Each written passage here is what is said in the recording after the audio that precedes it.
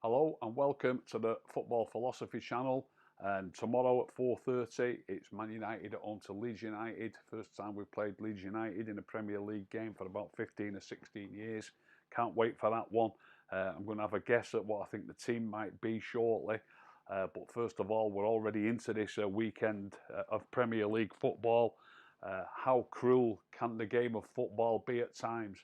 I watched the first half today of Crystal Palace versus Liverpool, and despite losing an early goal to Liverpool, I think they were 1-0 down, Palace, within 3 or 4 minutes. But despite losing that goal, they made a really good fist of it for most of the rest of the first half. Played some really good stuff and really looked at numerous times that they were going to open Liverpool up. And they didn't actually create direct chances, but 3 or 4 times they got into really dangerous positions, and it was just the final pass that let them down, and they were really looking dangerous. Palace had Benteke out suspended, and Ayew played at number 9, and he looked really lively. I was quite impressed with him at times, although it was him a couple of times, but maybe his final ball was a little bit wanting. But you really could not see what was coming. You really could not. It was a fascinating game. I can't remember the time that Liverpool scored the second goal. Obviously, the second goal was vital for them to give them that bit of breathing space. But it was in the late 30s. I think it was like 37, 38 minutes when they went 2-0 up. And then the floodgates opened. It was 3-0 by half time. And I'm sure most people know, there might be one or two who don't. But Liverpool ended up winning 7-0. How cruel can the game of football? I've just heard on Sky Sports that it's Liverpool's. I mean, think of all the success Liverpool have had down the years. It's Liverpool's highest ever away victory in top flight football ever in history. It astonished me, that stat. So that just shows you what a big win that is, if it's not obvious. 7-0 away to Crystal Palace. And at half time, even though it was 3-0, I was saying to a friend of mine at half time, I don't think I've seen a team play so well and be 3-0 down at half time. Palace really were unlucky to be 3 down at that stage, but ended up losing 7-0. So what does that do to the table? Obviously, Liverpool have gone on to 31 points now. There's nothing more certain in football than the points on the board are worth more than the games in hand. You can't beat having the points on the board. So despite the fact that there's 2 or 3 teams got a game in hand on Liverpool, obviously United don't play till tomorrow. So as we stand now, we've got 2 games in hand on them. If you'd have said to me at the start of the season that I'd even be talking about us being on Liverpool's coattails, I would have been absolutely over the moon with that at this situation. I know it's a little bit different when you say approaching Christmas. Normally the season starts a little bit earlier, and there'd probably be 3 or 4 more games played by this stage.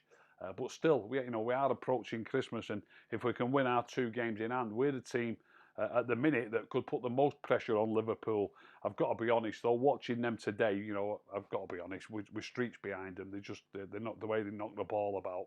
I can't see us, but you just never know. You've got to try. It's vital that you win your games and keep going, especially your own games. And no disrespect, but especially against the teams outside the Big Six. The Big Six, especially if they're like Arsenal. But Arsenal raised the game when they played at Old Trafford a few weeks ago and beat us 1-0 and haven't played well since.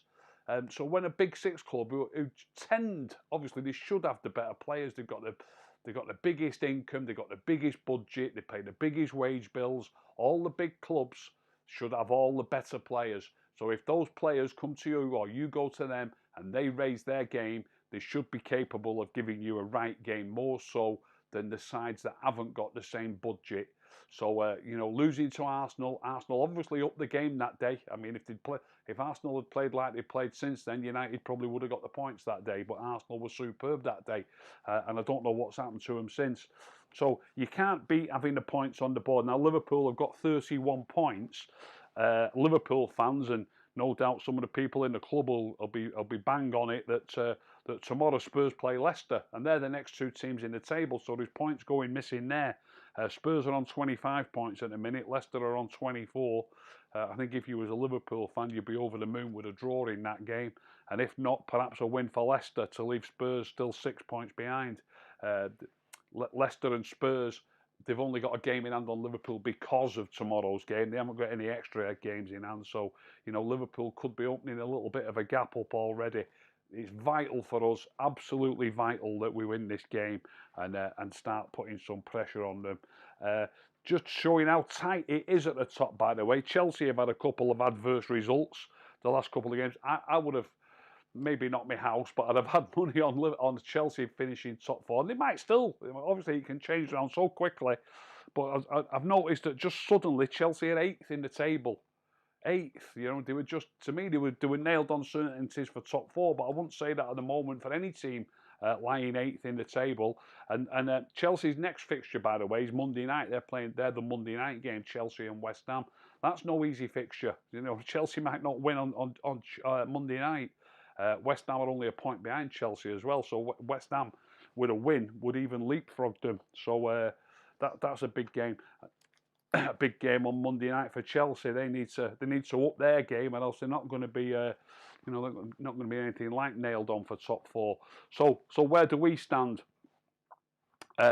United are on 23 points. We've got the game tomorrow. We've got the game in hand against Burnley, which I've mentioned before. There's no sign of that being played because we've got a chocker calendar, midweek games and midweek games for league games, even cup ties. We've got a League Cup tie against Everton.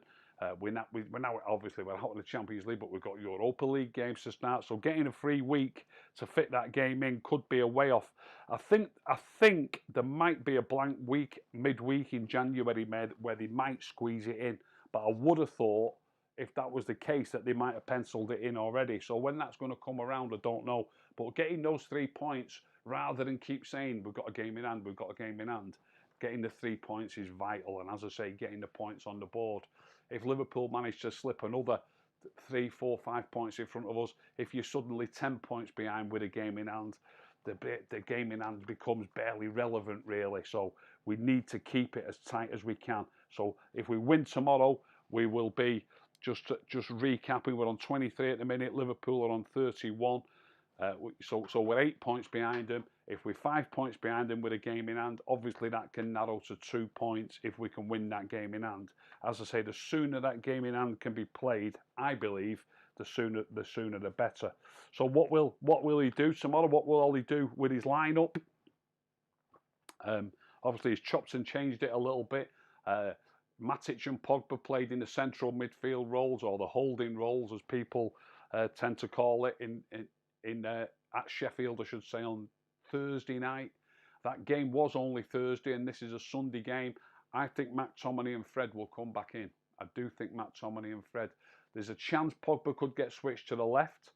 Pogba played on the left, didn't he, against City? But you can only play 11. I use that phrase so much, but you can't fit absolutely everybody into the team who you want to fit into the team. You can only play 11. So I think Ollie is going to want to stick with his 3 forwards and Bruno at number 10. I think Greenwood, Martial and Rashford will play. That's 3 places taken up. Bruno's going to play. That's 4. You've got your back 4. That's 8. Obviously your keeper. Only leaves 2 spaces. And I do think he's going to want to put McTominay and Fred back in, especially if he's playing all those attacking players. So I think Pogba will drop down to the bench tomorrow. I think Matic will drop down to the bench. I think he'll go with his front 4. His favourite. It's supposedly a front 3 and a number 10, but Bruno plays so far forward so much. It's often like a front 4, and to me, it's too many forwards. I've said it dozens of times, and I've broken down now the games in which we've played with those 4 players in the same team, with Greenwood, Martial, Rashford up top, and Bruno at number 10. And obviously, it first started last season just after lockdown, where we won 4 games on the bounce. That little spell of 4 games, I'm calling that the honeymoon period, because we played all four of those players. We won all 4 games by 3 clear goals. I can't remember if that was the first time that had ever happened in the top flight or the first time in Premier League times, but certainly it was a fantastic record that they broke, and it was a run of 4 games on the bounce that they won by 3 clear goals. That was 3-0 against Sheffield United, 3-0 against Villa, 3-0 against Brighton, and a 5-2 win against Bournemouth. And then it tailed off a little bit. Well, not a little bit, quite a bit compared to 4-3-0 wins on the bounce. The next 4 games, they drew with West Ham at Old Trafford, they drew with Southampton at Old Trafford, not in this order by the way, but they drew with West Ham at Old Trafford, they drew with Southampton at Old Trafford, and they beat Palace away 2-0, and they beat Leicester away 2-0 with the same 4 players playing. So they've taken a little bit of a nosedive really. Drawing 2 home games was not exactly what the doctor ordered when they were chasing top 4, and it was really tight. Obviously, they still got there in the end with a win on the last day at Leicester. So as much as the results were still decent at that point, still decent. But then there was a little gap, and then we played in the Europa League. And then in the Europa League, the same 4 players played against FC Copenhagen, who were not all that. And we basically drew 0-0 really, because obviously we're looking at league results here, and that was a cup tie, so we managed to get through in extra time. But that was 0-0 over 90 minutes. Then they all started against Sevilla, and we got beat. That brings us to this season. They all played against Spurs. I know we got beat 6-1, but we did have a man sent off. So even if you just look at that particular game, while we were playing with 11 men, we were 2-1 down. So we were losing against Spurs with all 4 players playing. But then we've also beaten Brighton 3-2 and beaten Sheffield United 3-2 with all those 4 players playing. Now, obviously, I just said twice, the points on the board are what count, and you will get away with winning your games like that. It doesn't matter if you win them 3-2. At the end of the day, every season, it can happen, but it's unlikely that goal difference will be vital at the end of the season. You'll be unlucky if goal difference does come into it. So just winning your games is important. So you could say that that's okay. We won at Brighton, we won at Sheffield United, even though the games were 3-2. But to me, that is football that you cannot expect to succeed with. Despite the fact that we've won those games and we've got those points on the board, if that could continue, I would say, great, that's fantastic, keep that going. But I don't think you're going to play. Bearing in mind, Sheffield United are bottom of the league with 1 point, and Brighton are in the bottom 3 or 4. They were in the bottom 3 or 4 when we played them, and we beat them 3-2, and we were very, very lucky to win that game. I don't think you can continue to play like that. I really don't think it's the way forward. And I think there's 3 clear different spells there. I think the results were fantastic to start with against Sheffield United, Villa, Brighton, and Bournemouth, and then pretty good, if you like, against West Ham, Southampton, Palace, and Leicester. But then since then, against Copenhagen, Sevilla, Spurs, Brighton, and Sheffield United, I think it's been terrible. So there's different sections, different runs of form, and they've dropped off bit by bit by bit. They've dropped off. So I think the form with all those 4 players in the team at the moment, and if you want to look at it as a whole thing, it's probably still okay overall. But that'll be including the fact that we won the first 4 games handsomely. But that's in the past. You've got to look at the more recent form with those 4 players playing.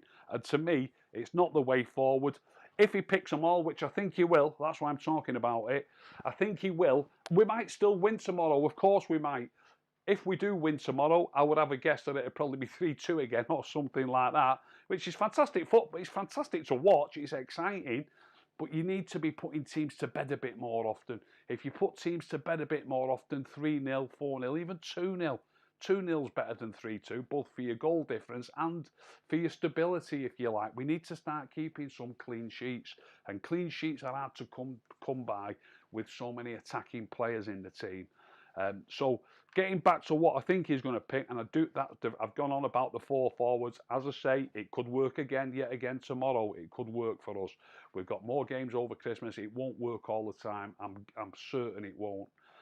But I think he'll pick those tomorrow, which means, as I say, there's only room for 11 players. I think Pogba will drop out, and I think Matic will drop out for McTominay and Fred. I also think Luke Shaw will get his place back. There's a lot of clamour for Alex Telles to play amongst the fans. He's doing fine, Telles. Quite happy with him, but from what I've seen of him, he's more of a backup player to Luke Shaw and a player to put a little bit of pressure on Luke Shaw for his place, if you like. So I think the lineup tomorrow, De Gea will come back in as well. I think it'll be De Gea in goal. I think it'll be Wan-Bissaka, Maguire, Lindelof and Shaw. I think McTominay and Fred will be in the middle. And I think Bruno will be number 10. And I think Greenwood, Martial and Rashford will be up top. Whatever he picks, I do think that's what he'll pick. I'll see how close I am tomorrow, obviously. I do think that's what he'll pick. I hope they win. I hope they win handsomely. I'd love them to prove me wrong and keep a clean sheet and win 4-0. But I can't see that happening somehow. Fingers crossed it can happen though. It's 4:30 tomorrow. Can't wait for it. It's on Sky. If you've enjoyed that little show, please tell all your friends. Please subscribe. If you didn't enjoy it, don't tell anyone. Keep stum.